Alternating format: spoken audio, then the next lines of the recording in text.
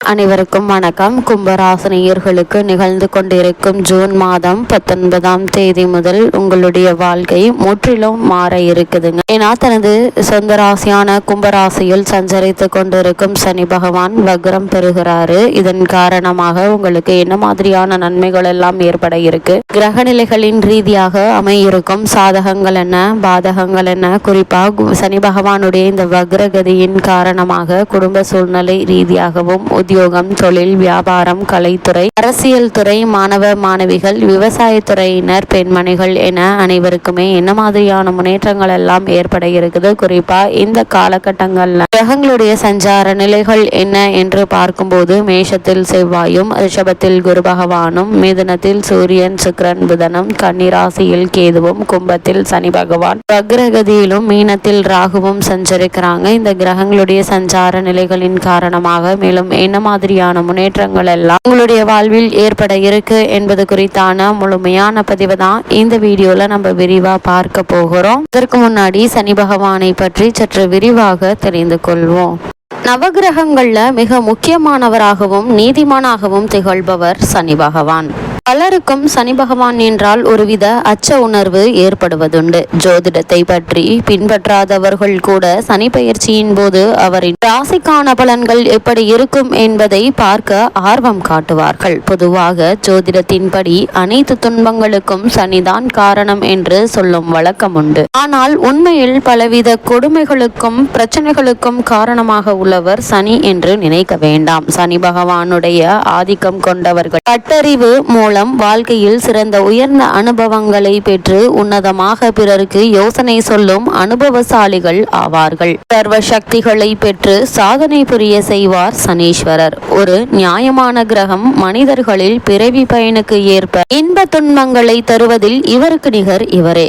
உலகுக்கெல்லாம் ஒளியை அள்ளி வீசும் சூரிய தேவனுக்கும் சுவர்ச்சலாவுக்கும் யமன், வைவஷ்தமனோ, யமுனா என்ற 3 குழந்தைகள் உள்ளன. சுர்ச்சலாவுக்கு சூரியனின் அன்பான அணைப்பு அதீதமான உஷ்ணமாக தகித்தது. சுவர்ச்சலாவால் தாங்க முடியவில்லை. தன் நிழலை கொண்டு ஒரு உருவத்தை படைத்தால். அவளுக்கு பெயர் சாயாதேவி. தான் தவம் முடிந்து வரும் வரை தன் கணவனுக்கு தன்னிடத்தில் மனைவியாக இருந்து பணிவிடை செய்யும்படி பணிந்துவிட்டு போய்விடுகிறாள் சாயாதேவி. சாயாதேவியும் அப்படியே வாழ்ந்து வருகிறாள். சாயாதேவிக்கு தப்தி, சாவர்ணிகா, சிறுதகர்மா என்று 3 குழந்தைகள் பிறந்தார்கள். சாயாதேவி தனக்கென்று குழந்தைகள் பிறந்த பின்பு மாற்றான் தாயை போல் நடந்து கொண்டாள். இதை அறிந்த சூரியனும் யமனும் அவளை மன்னித்து விட்டார்கள். சூரிய தேவன் சுவர்ச்சலா தேவியை தேடி கண்டுபிடித்து தீராத காதலுடன் தழுவினார். சூரியனின் காந்த சக்தியால் சுர்ச்சலா தேவிக்கு அப்பொழுது பிறந்தவர்கள்தான் அஸ்வினி தேவர்கள். இந்நிலையில் சாயாதேவி தன் குழந்தையுடன் தனியே வசித்து வந்தார். அதிலும் சிறுதகர்மாவை தவிர மற்றவர்கள் பேரும் புகழும் பெற்றிருந்தார்கள். மேலும் சிறுதகர்மாவின் கண்கள் அதீத வீரியமுள்ளவை.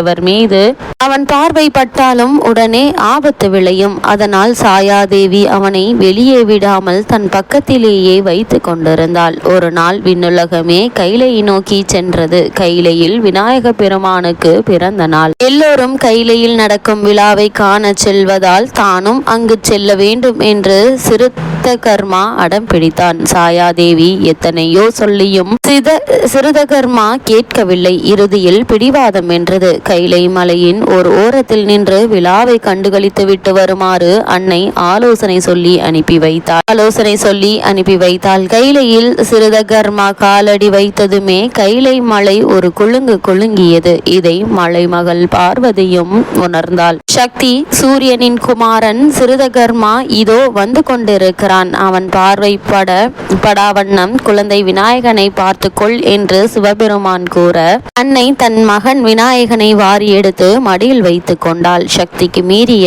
கவசம் இது. ஆனால் சிறுதகர்மா விநாயகரை பார்த்துவிட அவனின் பார்வை தீட்சத்தியத்தால் விநாயகரின் தலை தெரித்து விழுந்தது. பார்வதி கதறினாள். சிவபெருமான் மனைவியை சமாதானப்படுத்தினார். கஜமுக அரசரை குமாரனை சம்ஹாரம் பண்ண பிறந்தவன் நம் குமாரன் விநாயகன். அதற்கு சாதாரண முகம் உதவாது, யானையின் முகம்தான் வேண்டும் என்று சமாதானம் சொன்னார். பைரவனை அனுப்பி வடதிக்கில் தலை வைத்து படுத்திருக்கும் யானையின் தலையை கொண்டு வரச் சொன்னார். காசி அருகே படுத்து கிடந்த யானை ஒன்றின் தலையை பைரவன் கொண்டு வந்து கொடுத்தார். அது முதல் விநாயகர் கஜமுகன் ஆனார். புதல்வனின் தலையை பார்க்க பார்க்க பார்வதி தேவியாருக்கு பற்றி கொண்டு வந்தது.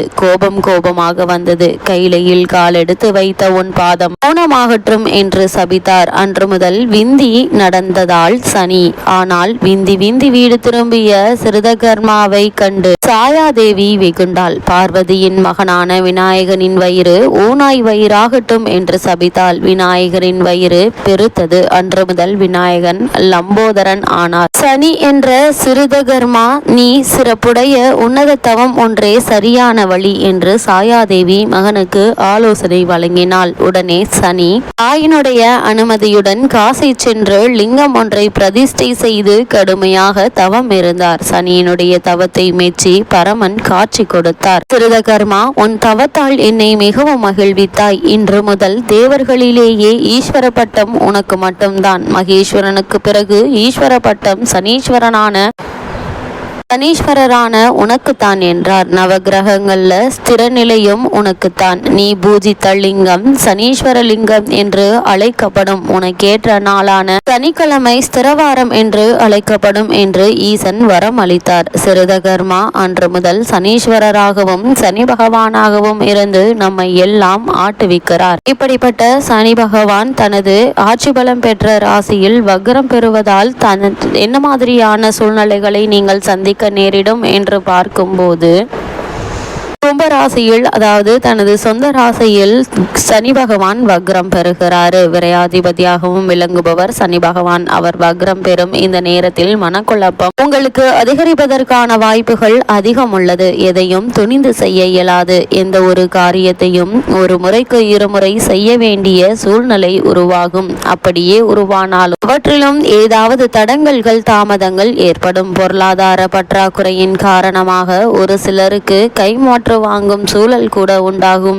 உத்தியோகத்தில் நீண்ட தூரத்திற்காக மாறுதல் வரலாம். சாதாரண சிக்கலையே குணம் பெற வேண்டிய உடல்நிலை இப்பொழுது ரண சிகிச்சை செய்யக்கூடிய நிலைக்கு தள்ளப்படுவதற்கான வாய்ப்புகளும் அதிகம் இருக்குது. சனி கவசம் பாடி சனிக்கிழமை தோறும் சனி பகவானை வழிபட்டால் பணியில் இருக்கும் தோய்வு அகலும். அது மட்டுமில்லாமல் கும்பராசினியர்கள் பொது வாழ்வில் உள்ளவர்களுக்கு மேலிடத்தில் நிர்பந்தங்கள் அதிகரிப்பதற்கான சாத்தியக்கூறுகள் அதிகம் இருக்கு. அதே போல வியாபாரம் தொழில் செய்பவர்களுக்கு அதை விரிவு செய்ய போதுமான பொருளாதாரம் கிடைத்தாலும் அவற்றில் ஏதாவது ஒரு தடங்கல்கள் தாமதங்கள் ஏற்படுவதற்கான வாய்ப்புகள் இருக்குதுங்க. உத்தியோகத்தில் இருக்கும் கும்பராசினியர்களுக்கு ஊர் மாற்றம் அல்லது நிறுவன மாற்றம் கூட ஏற்படலாம் என்பதை கிரக நிலைகள் உங்களுக்கு அறிவுறுத்துதுங்க. கலைஞர்களுக்கு நிதி பற்றாக்குறை அகலுங்க. இருந்தாலும் தேவையில்லாத வீண் விரய செலவு ஏற்படுவதற்கான வாய்ப்புகள் அதிகம் இருக்குது. கும்பராசியை சேர்ந்த மாணவ மாணவிகளுக்கு ஆசிரிய பெருமக்களின் அறிவுரை முன்னேற்றம் வழங்கும். பெண்களுக்கு